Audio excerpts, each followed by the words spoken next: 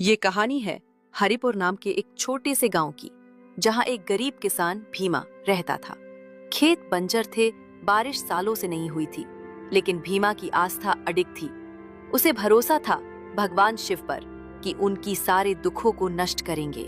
भोलेनाथ, आज भी धरती प्यासी रह गई, एक बूंद पानी भी नहीं गिरी, लेकिन मुझे यकीन है जब आप चाहोगे तो इस बंजर धरती पर अमृत भी बरस सकता है।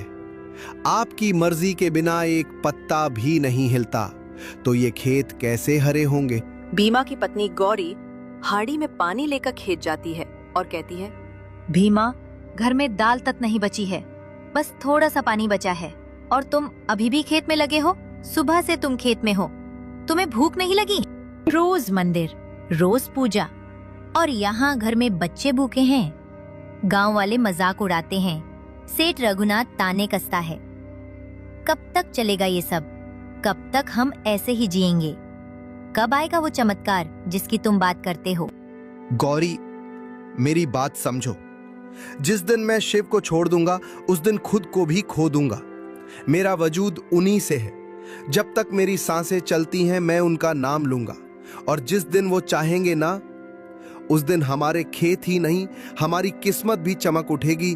तुम देखना। अब तुम घर चली जाओ और आराम करो, मैं मंदिर होकर आता हूं। इतना कहकर भीमा मंदिर की ओर चला जाता है। थोड़ी देर बाद मंदिर से पूजा करके घर की ओर लौट रहा होता है। अरे देखो, भीमा फिर मंदिर से आ रहा है। लगता है भगवान उससे सीधे बात करते हैं। तभी तो खेत में दाना नहीं, लेकिन मुंह में भजन है। सही कहा भैया, इसका खेत तो बंजर है, लेकिन सपने तो स्वर्ग के देखता है। कौन से भगवान है जो इसे रोटी तक नहीं देते? भीमा, ओ भीमा, सुनता नहीं क्या? कहिए सेठ जी। ये मंदिर वंदिर छोड़, सुन मेरी बात। तू मेरा खेत जोत दे, बहुत बड़ी जमीन है, तुझे पैसे भी दूंगा और 2 वक्त की रोटी भी मिलेगी। ये शिव तुझे क्या देंगे? भजन से पेट भरता है क्या? सेठ जी, आपकी जमीन में जरूर अन्न होगा, पर मेरे दिल में परमात्मा बसते हैं। मैं दोनों को भूखा नहीं रख सकता। आपका काम करूंगा तो अपना धर्म कैसे निभाऊंगा? और मेरा धर्म ही मेरा पेट पालता है सेठ जी। अरे जा जा, चल, ये ज्ञान किसी और को देना। हमें तो पेट भरना आता है। भूखे पेट ना भजन होता है, ना भगवान मिलते हैं। फिर आया वो दिन जब काली घटा छा गई। तेज तूफान, गांव वाले डर के मारे अपने अपने घरों में छुपे हुए हैं। तेज तूफान से गांव का सब कुछ उड़ गया। भीमा का झोपड़ा, उसका एकमात्र बैल, सब बर्बाद हो गया। सब खत्म हो गया भीमा, हमारा सब कुछ चला गया। बैल मर गया, छत उड़ गई। क्या यही शिव की भक्ति है? क्यों हमारे साथ ऐसा हुआ? कहाँ है तुम्हारे भोलेनाथ?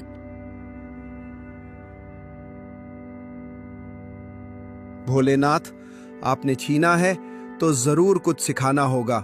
मैं आपकी इच्छा को स्वीकार करता हूँ। ये मेरी परीक्षा है और मैं इसे पूरा करूंगा। कैलाश पर्वत पर दिव्य शांति और प्रकाश फैला हुआ है।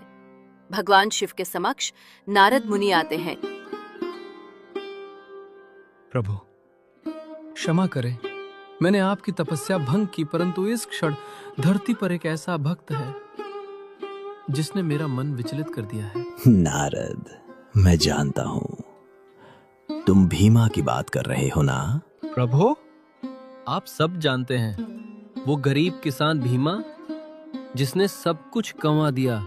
उसका झोंपड़ा, उसका बैल, उसकी आखिरी उम्मीद, फिर भी उसने आपका नाम नहीं छोड़ा। इस तूफान में भी वो आपके मंदिर में बैठा भजन गा रहा है। नारद, मैं हर भाव को देखता हूं। उसकी भक्ति केवल मुझसे मांगना नहीं है, बल्कि मुझ में पूर्ण समर्पण है। उसने मुझे स्वीकार किया, मेरी हर मर्जी को अपना माना। ये सरल नहीं है। उसकी परीक्षा अब पूरी हो गई है। परीक्षा? प्रभु, क्या आप उसे अब भी परखेंगे? उसकी आस्था इतनी दृढ़ है कि अब उसे किसी और परीक्षा की आवश्यकता नहीं। अब समय आ गया है उसे उसके समर्पण का फल देने का। मैं स्वयं धरती पर जाऊंगा। अगली सुबह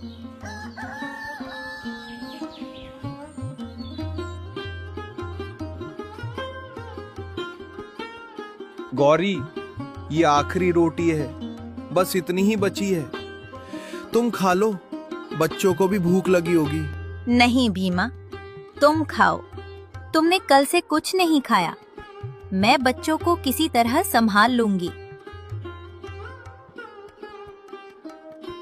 बेटा, बहुत भूख लगी है। सुबह से कुछ नहीं खाया। अगर कुछ खाने को मिल जाए तो बड़ी कृपा होगी।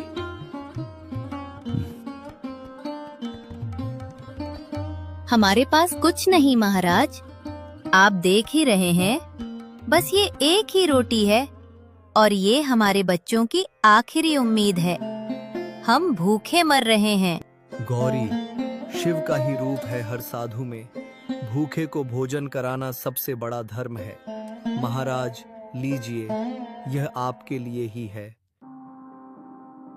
भोलेनाथ, आप इस गरीब की कुटिया में पधारे। उठो भीमा, तेरी भक्ति ने मुझे बाध्य किया। तेरी श्रद्धा, तेरा समर्पण अतुलनीय है। आज तू मेरे दर्शन का अधिकारी है। मैंने तुम्हें हर तरह से परखा और तुम हर कसौटी पर खरे उतरे। अब समय है तुम्हें तुम्हारे त्याग का फल देने का। जो कुछ तूने खोया है उससे 100 गुना पाएगा। तेरा यह गांव हरिपुर अब कभी सूखा नहीं देखेगा। तुम्हारी भक्ति युगों तक याद रखी जाएगी।